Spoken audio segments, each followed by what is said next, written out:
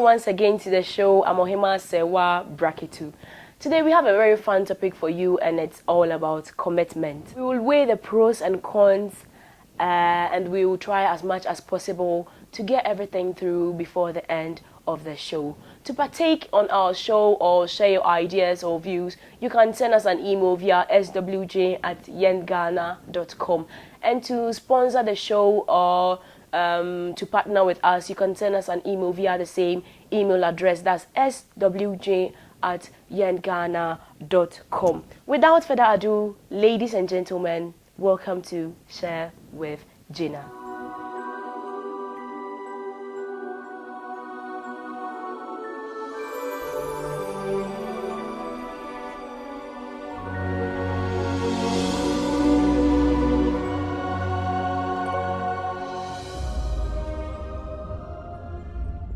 Earlier, what we're going to talk about today is a very simple topic that most people are finding difficulties with: commitment. Okay, what exactly does the term commitment means? Commitment is a pledge one gives to oneself to uphold and defend something or someone through dusk or dawn in any given period of time. You can define it anyhow that fits you. It all comes down to the same thing. So now, to be fully committed to something or someone, there are some necessary steps that are supposed to be taken. And let's take a car, for example. For a car to function very, very well, it needs some necessary things like petrol, oil, gas, and so on. So it's like the same thing applies to commitment. There are some necessary steps that are supposed to be taken into consideration when it comes to commitment. One is love. Two is there should be trust. Number three, there should be understanding. And number four, there should be honor. Let's take marriage as an example. Two people get bounded for life with a sole understanding to love, cherish, trust, obey, support each other in good or bad, in riches or in poor. It's like they are ready to honor the vows they took before Christ and themselves, and be together till death separates them. Let me show you what I just said on the screen for a moment. You can see all the four elements I talked about in there: love, trust, understanding, and honor.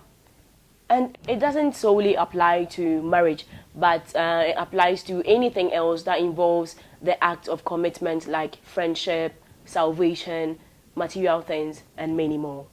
The importance of or from the act of commitment is enormous when you fully into it. What I like about commitment is selfless. It's selfless. The act of committing to something or someone means you have to give it your all. Not 70%, not 99.9%, but rather 100%. Full stop. Let's take success for example. If you really want to be successful in anything you're doing and you give it your 100%, let's take work for example. You will at least reap the effort that was put into it. Let's see a little bit more of things we can gain from the act of commitment. For starters, self-fulfillment, respect, integrity, and much more. There are a lot of things I can add to this, but for the sake of time, let's get into the advantages of the act of commitment. As to everything we do, there are advantages to which that makes them worth doing. So now let's look at a few. When you are committed to something or anything, you become disciplined. And commitment, on the other hand, strengthens you to be loyal and faithful. It gives you that character too. And it gives you another perspective of love. It also educates you to be a much better person. So now let's take a look at some of the disadvantages that comes up in the act of commitment. Well, I should say I couldn't come up with much examples for the disadvantages of the act of commitment, and I'm sorry for that, but I think these will suffice. And if you have any comment, you can leave it on the comment section down below. When you are committed to someone or something, you become responsible for not only for yourself, but for the person or the thing in which you are committed to. And secondly, as said earlier on, that in the act of commitment, you're supposed to give in your 100%. So it's like you become loyal and faithful to the person or the thing in which you're committed to. And so in this case, you wouldn't know the mindset of the person like you being committed to. If you are committed to someone or committed in doing something, there are some opportunities or big opportunities that can pass you by. I'm very sorry, but this is a disadvantage of commitment. And if you have any comments, as I said earlier on, you can leave it down below and we will appreciate it. So now that we know the pros and cons of commitment, let's turn our focus on how to get people into the act of commitment. Okay. Getting people into the act of commitment is not an easy task, but there are some steps that we can take to get people into that act. One can be by persuasion. 2 can be by some tricky acts. 3 can be by bargaining. 4, honesty. 5, being supportive. And 6, by giving or setting an example. Before this episode, we had an email received from a fan from New York, and her name is Alice Green, and she asked if lies can also be part of the steps to get someone to commit. Well, anyway, thank you very much, Alice. But what I can say is lies should not be an act taken to get someone to commit. Personally, I think you should take some things into consideration before working out with this step.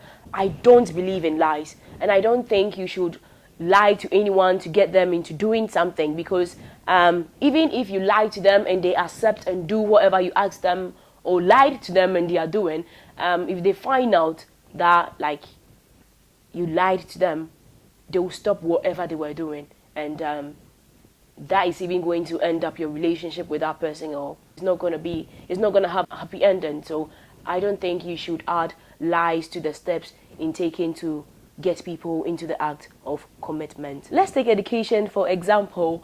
Way back in Ghana, my uncle's child Christian was in JHS2. He was a very clever boy, and he always came 7th in his class. But it came to a time that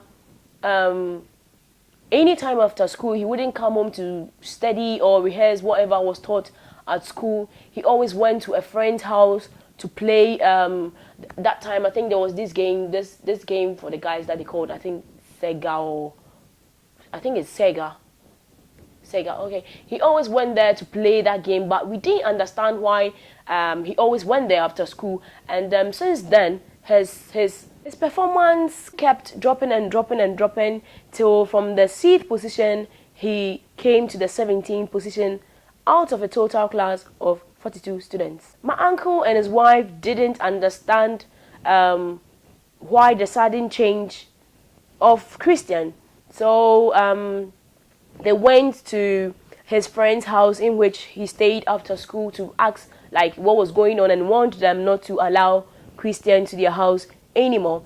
So it came to my uncle's notice that it was because of the Sega game that Christian used to go there after school and didn't mind his books and his studies. So my uncle called him and sat him down one day and talked to him. Yeah, it wouldn't, just talking to him wouldn't have solved the position. So my uncle applied persuasion and told him that if he improved on his grade, he would get him a PS2, which was much expensive and interesting to guys like then times. So Christian got motivated, and he started learning, and back from school he wouldn't go to his friend's house, he would be at home, learning till the final exams. Christian came in second from the 17th position, and he got his PS2 as my uncle promised him. So you see, these are some ways we can get people into the act of committing. With the right push, determination and commitment, we can achieve anything we set our mind to. So now let's look at why most people are afraid of commitment. On top of my head, I would say because commitment is 100% thing, it's a long-term thing too, and when you are in that act, you don't always expect good in return, but you have to expect bad like results. And most people are afraid because they have, let's say, problems of trust or loyalty, and some people think maybe it's not going to work out well, or they are not going to succeed in the thing that they are being committed to. So these are some of the reasons why people sometimes are afraid of commitment. Let's finalize this with a look into some of the main difficulties that involves commitment. Firstly, no selfless act is easy. Taking trust, respect, honor, and much more. You know, these deeds are not easy to do. That's why we find few people doing them today. With our world today spinning with lies everywhere, it kind of makes it very difficult to trust people enough to get committed to them. And also, when you committed to someone or something, there are a whole lot of temptations that will come your way. These are the difficulties I can say about commitment. If you have more to add, you can drop it on the comment section down below. So doing a quick recap of what was outlined here in our topic about commitment are: what commitment is, tools you need to be committed to someone or something, the importance of commitment, the advantages of commitment, the disadvantages of commitment, how to get people to commit to something, why people are afraid of commitment, and the difficulties of commitment.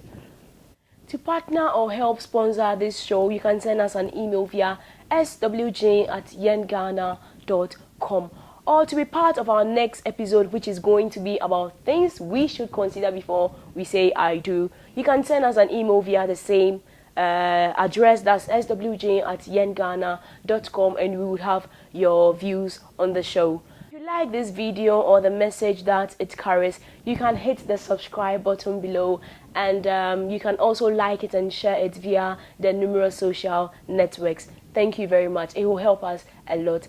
I'm Ohemaa Serwaa Brakatu from YenGhana, and this is Share with Gina. Till we meet again, take care.